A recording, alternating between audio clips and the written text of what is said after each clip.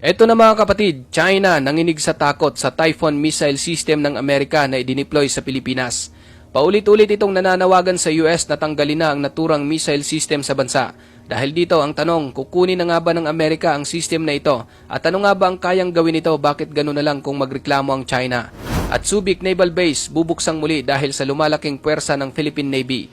Papalag na nga ba ang Pilipinas sa mga pambubuli ng China? Noong April 2024, dumating sa Pilipinas ang Typhoon missile system ng Amerika.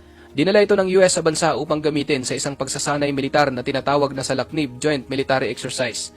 Naganap ang pagsasanay militar na ito sa Fort Magsaysay, Nueva Ecija noong April 8, 2024, kung saan isa itong taunang bilateral exercise na pinamumunuan ng Philippine Army at sponsor ito ng US Army Pacific. Dinisenyo ito upang pahusayan ang kapasidad at interoperability ng US at Philippine Army sa buong ekspektrum ng mga operasyong militar habang pinapalakas ang ugnayan sa pagitan ng dalawang matagal ng allies. Ang mga sundalo mula sa dalawang bansa ay lalahok sa isang field training, live fire exercises at subject matter exchange. Magbabahagi rin sila ng pinakamahuhusay na kagawian sa maraming pangunahing functional na lugar, kabilang ang fire support, communications, engineering, counter-improvised explosive device at aviation. Ang pagsasanay militar na ito sa Pilipinas ay hindi na bago para sa China. Ngunit nang matunugan ito na mayroong missile system ang US na gagamitin, nanlamig at agad kinabahan itong si Xi Jinping. Tulad ng inaasahan, agad binatikos ng China ang US hindi lang sa pakikisa nito sa pagsasanay militar sa Pilipinas, kundi dahil na rin sa pagpapadala nito ng isang makapangyarihang missile system sa bansa. Ayon sa Foreign Minister ng China, ang pagpapadala ng Amerika ng Typhoon missile system sa Pilipinas ay nagpapahina lamang sa katatagan sa rehiyon at nagpapatindi sa geopolitical confrontation. Sa kabila naman ng pahayag ng militar ng Pilipinas na ang system ay aalisin sa katapusan ng Setyembre, ngunit kalaunan na pagpasyahan ng US at Pilipinas na mananatili ito sa bansa hanggang sa susunod na taon o hanggang sa susunod na balikatan exercise. Ngayon mga kapatid, hindi na alam ng China kung ano ang kanilang gagawin, mapaalis lang sa bansa ang missile system ng US. At lalo pa silang maiinis dahil mukhang wala pa talagang katiyakan kung hanggang kailan mananatili sa Pilipinas ang nasabing armas.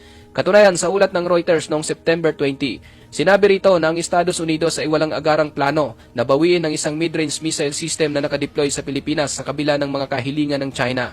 Pinagpaplanuhan na rin ang pagiging posible sa paggamit nito sa isang conflict sa rehiyon. Ibig sabihin kung sakaling magkakaroon ng hidwaan sa pagitan ng China at Pilipinas, posibleng magamit ng bansa ang mga system na ito ng Amerika laban sa China. Ayon sa mga opisyal ng depensa ng Pilipinas, hindi ginamit ang missile system sa mga nangyaring live fire exercises. Ngunit sinanay ng Amerika ang tropa ng Pilipinas kung paano ito i-handle, gamitin at i-maintain.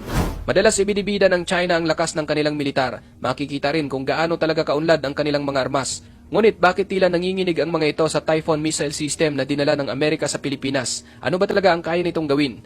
Ang Typhoon missile system ay orihinal na binuo ng US Army bilang isang Strategic Mid-Range Fire System o SMRF. Dati itong kilala bilang Mid-Range Capability System o MCS bilang bahagi ng kanilang Long Range Precision Fires Program. Ang Typhoon ay dinisenyo upang durugin ang mga target na lampas range ng Precision Strike Missile ng Army, ngunit mas malapit kaysa sa kayang abutin ng mga Long Range Hypersonic Weapon System. Basically mga kapatid, ang Typhoon ay isa talagang transporter erector launcher o isang launcher na kayang magpaputok ng standard SM-6 at Tomahawk land attack missile. Ang SM-6 na tinatawag ay isang extended range na anti-air warfare missile. Maaari itong gamitin laban sa kahit anong uri ng aircraft o mga barko at maaari din itong gamitin upang harangin ang iba't ibang uri ng mga missile. Katunayan, noong January 2024, isang anti-ship ballistic missile ng Houthi ang napabagsak ng warship ng Amerika sa Red Sea gamit ang SM-6. Ang nasabing pag-intercept ay minarkahan ng unang pagkakataon na kinilala ng US Department of Defense ang isang SM-6 missile intercept.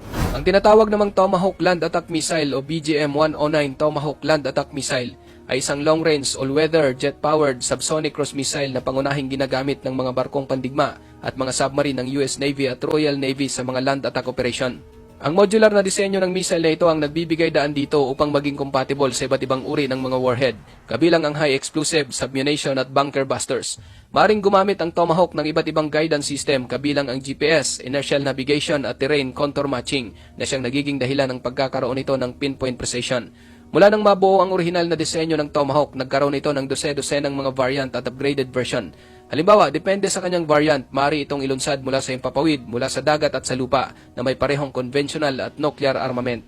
Matindi ang range ng mga missile na ito kapatid, kaya nitong abutin ang kanyang target sa layong 1,600 kilometers o halos 1,000 milya ang layo. Nangangahulugan lang ito na kayang-kaya nitong abutin ang kahit anong target sa West Philippine Sea at mismong mainland ng China. Kaya naman ganoon na lang kung mag-react itong mga Chino. Idineploy ng US ang Typhoon missile system sa Pilipinas sa isang hakbang na naglalayong hadlangan ang pagsalakay ng China sa Indo-Pacific. Ang pag-deploy ng system sa Pilipinas ay ang pinakabagong hakbang ni Pangulong Ferdinand Marcos Jr. na mas palalimin pa ang security cooperation sa Amerika at nagsisilbi na ring tugon sa lumalagong maritime assertiveness ng China sa South China Sea. Ayon sa militar ng Pilipinas, maaari ding gumana ang missile system bilang isang mahalagang deterrent ng bansa laban sa China. Gusto umanong bigyan ng AFP ang China ng mga gabing walang tulog. Nagpapahiwatig lang ito na talagang nababanas na rin ang AFP sa mga pang-aabuso ng China. Komento naman ng China, pinagkakaisahan lang umano ng Amerika ang Pilipinas. Naniniwala raw ang bansa na isang matamis na bagay ang iniaabot sa atin ng US. Pero ang totoo, isa raw itong lason na sumisira sa kapayapaan sa rehiyon, relasyon ng Pilipinas sa China at iba pang mga regional countries. Sagot naman ni Defense Secretary Gilberto Teodoro Jr., kung talagang kapayapaan ang gusto ng China at bago sila magsalita ng kung ano-ano, bakit hindi muna nila sirain ang kanilang nuclear arsenal, alisin ang lahat ng kanilang ballistic missile capabilities, lumabas sa West Philippine Sea at lumabas sa Mischief Reef? Piko na ang China ngayon sa Amerika mga kapatid dahil simula ng manungkulan si Pangulong Marcos noong kalagitnaan ng 2022. Sinimula ng kanyang administrasyon ang magkasanib na patrolya sa West Philippine Sea kasama ang US at iba pang mga kasosyo at pinalawak ang akses ng militar ng US sa mga pasilidad ng militar ng Pilipinas sa ilalim ng 2014 Enhanced Defense Cooperation Agreement o EDCA. Samantala, ayon kay Defense Secretary Gibo Teodoro, nais nilang buksang muli ang mga bahagi ng Subic Naval Base upang magamit ng lumalawak na hukbong dagat ng Pilipinas. Ang naturang daungan at ang kalapit nitong Clark Air Base, ang pinakamalalaking base militar ng Amerika sa bansa noon. Ngunit nang pumutok ang Mount Pinatubo noong 1991, nasira ang mga ito hanggang sa tuluyan na ring inabandona ng mga Amerikano at naibalik sa Pilipinas. Bagaman ginagamit na ng Philippine Navy ang mga bahagi ng dating Hanjin Shipyard sa tapat ng bay kung saan nakatayo ang naval base, ngunit kailangan na raw nila ng mas malalaking pasilidad. Minamadali na ng Pilipinas ang pagpapalawak sa Philippine Navy habang kinakaharap ng mga ito ang mga hamon ng China na nais kontrolin ang halos buong South China Sea, kabilang ang mga isla at bahura na pumapaloob sa EEZ ng Pilipinas. Ang huling engkwentro ng mga barko ng bansa laban sa China ay nito lang huling bahagi ng Agosto kung saan 3 beses na binangga ng China Coast Guard vessel ang nakaangklang barko ng Philippine Coast Guard sa Escoda Shoal.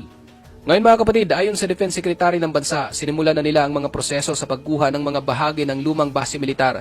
Mayroon na rin daw silang napiling lugar na talagang angkop para sa isang pangunahing operating base at aprobado na rin umano ito ng Pangulo. Aasahan na makukumpleto o magiging operational ang bagong base sa Subic sa pagtatapos ng 2028. Bukod sa Subic, plano ng Philippine Navy na magtatag ng 3 pang forward operating base sa Luzon, Visayas at Mindanao. Noong Mayo, inaprubahan ng Pangulo ang isang $35 million na plano para gawing moderno ang militar ng bansa sa susunod na 10 taon. Ang pondo na mapupunta sa Philippine Navy ay ilalaan para sa pagbili ng 10 corvette at frigates at posibleng ilang mga conventional submarine. Bago pa man ang plano ng modernisasyon, tinukoy ng mga opisyal ng depensa ng Pilipinas ang pangangailangan ng karagdagang pasilidad ng Philippine Navy sa Subic Bay. Ang pinakabagong mga plano para sa Subic ay mayroon daw talagang katuturan dahil sa lumalaking Navy ng Pilipinas. Ayon naman sa isang Navy captain, sa gagawing muling pagbubukas sa bahagi ng Subic para gawing base ng Navy, magiging interesado raw rito ang Amerika dahil mula noong 2012 ang mga submarino ng US at mga surface vessel ay regular na bumibisita sa Subic. Ang muling pagbubukas ng naval base sa Subic Bay ay talagang may katuturan din daw dahil sa mga tensyon sa China. Dagdag pa nito, karamihan sa mga pasilidad ng Pilipinas kung saan may access ang mga puwersa ng US sa ilalim ng 2014 Enhanced Defense Cooperation Agreement ay air at ground bases. Duda rin umano ang dating kapitan na talagang may plano ang US Navy na ibase ang mga barko sa Subic Bay. Ngunit nasa Pilipinas pa rin umano ang pagpapasya kung ano ang makatwiran, lalo pat kumakaharap ito ngayon sa tumataas na banta mula sa China.